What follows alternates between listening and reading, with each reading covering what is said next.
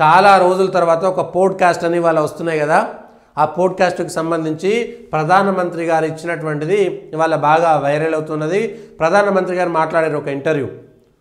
నేను సామాన్యుడినే, నేను దేవుణ్ణి కాదు,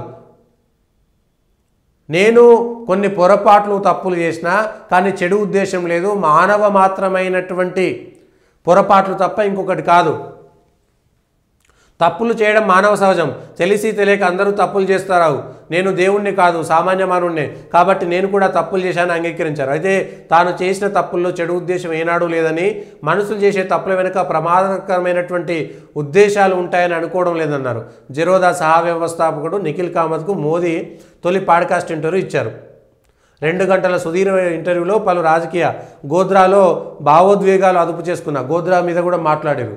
అందులో తన తప్పు లేదనేటువంటి విషయాన్ని ప్రతిసారి చెప్పుకునేటువంటి ప్రయత్నం చేస్తున్నారు. అక్కడ జరిగినటువంటి నిజానిజాలను ప్రజలకు వివరించేటువంటి ప్రయత్నం చేస్తున్నారు. 2002లో జరిగింది, ప్రజలకు నిజానిజాలు తెలవాల్సినటువంటి అవసరం ఉన్నది.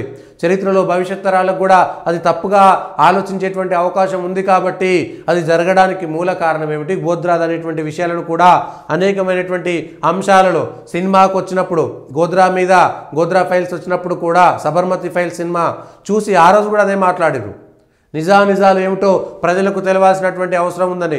నిజానికి చిన్నప్పుడే పెళ్ళైనా కూడా 15-16 సంవత్సరాలప్పుడే చిన్న వయసులో పెళ్ళైంది అప్పుడు ఉన్నటువంటి పద్ధతి ప్రకారం. కానీ పెళ్ళైనా కూడా భార్యతో లేరు, వెళ్ళిపోయారు. ఆ తర్వాత పూర్తిగా ఏకాంత జీవనమే గడిపారు. ప్రచారంగా అంటే పెళ్ళి చేసుకోకుండానే పెళ్ళైనా కూడా భార్యతో లేడు కాబట్టి ఆయన సన్యాస జీవితమా ఇంకొకట అనుకోవచ్చు దాన్ని. అట్లానే ఉండిపోయారు. కాబట్టి నేను తర్వాత నాకు బాల్య స్నేహితులు కూడా ఎవరు లేరు. నేను సంఘంలో ఆర్ఎస్ఎస్లో తిరగడం వల్ల అనేక చోట్ల నేను వెళ్ళడమే తప్ప తిరిగి గ్రామానికి చాలా తక్కువ సార్లు వచ్చేది. అట్లాంటి సందర్భంలో వాళ్ళకు నాకు సంబంధాలు పోయినాయి. ముఖ్యమంత్రి అయిన తర్వాత వాళ్ళని పిలిస్తే ముఖ్యమంత్రిగానే చూశారు తప్ప స్నేహితుడిగా చూసేటువంటి పరిస్థితి లేదు. అనేక సంవత్సరాల గ్యాప్ వచ్చినందుకు అనేటువంటి మాట చెప్పారు. సో ఆయన అట్లనే ఉండిపోయారు. బ్రహ్మచారిగానే ఎందుకు ఉండిపోవాల్సి వచ్చింది, ఇట్లా ప్రత్యేకమైనటువంటి విషయాలు మాట్లాడారు. కాబట్టి ప్రధానమంత్రి చాలా స్పష్టంగా చాలా విషయాలను చెప్తున్నారు. ఇవాళ ఇచ్చినటువంటి ఇంటర్వ్యూకి సంబంధించినటువంటి అంశంలో కూడా దానికి సంబంధించి ఒక ఏర్పాట్లు చేసుకొని ప్రత్యేకంగా మాట్లాడారంటే ఆయన మాట్లాడినటువంటి అంశాలు ఏ విధంగా భవిష్యత్తుకు ఉపయోగపడతాయనేటువంటి చాలా జాగ్రత్తగా ప్లాన్ వేసుకొని మాట్లాడినటువంటి ఇంటర్వ్యూగానే మనం చూడాలి. నేను దేవుణ్ణి కాదు అని చెప్పుకొని, లేకపోతే నేను మనిషినే, తప్పులు జరిగి ఉంటాయి కానీ ఉద్దేశపూర్వకంగా నా సొంత లాభం కోసం జరిగినటువంటి ఏ ఒక్కటి లేదు.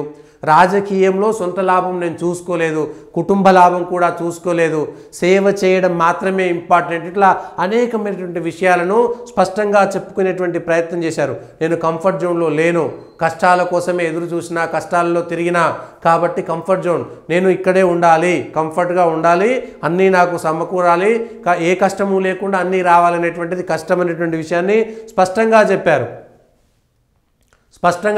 చాలా విషయాలను కూడా అనేక విషయాలు ఎన్నికల సందర్భంలో కూడా ఇంటర్వ్యూలో మాట్లాడారు. పాడ్కాస్ట్ అయినా గదైనా అంతా ఒకటే. కాబట్టి అప్పుడు కేవలం రాజకీయాలు మాత్రమే మాట్లాడారు. ఇప్పుడు రాజకీయేతరమైనటువంటి అంశాలు ఇంకొకటి కూడా వచ్చాయి. సో ఈ లెక్కన ఇప్పటి నుంచి మళ్ళా ఎన్నికల నాటికి 2029 ఎన్నికల నాటికి అనేకమైనటువంటి ఇంటర్వ్యూలు ప్లాన్లో భాగంగా బయటికి రావడం సహజంగా ఉంటుంది. నరేంద్ర మోడీ ఒక ఇంటర్వ్యూ పాడ్కాస్ట్ ఇచ్చాడంటే అనేకమైనటువంటి అంశాలను పరిగణలోకి తీసుకుని ఇస్తారు. కానీ మా మీడియా మిత్రులు అంటారు ఆయన ప్రెస్ మీట్ ఎప్పుడు మాట్లాడలే, మీడియాతో మాట్లాడాలి. అవసరమే ఉన్నది, పని జరగాల్సినటువంటి జరుగుతుంది. మీడియాకి ఎక్కడి నుంచి వివరాలు రావాలో అక్కడికి వెళ్ళి వస్తాయి.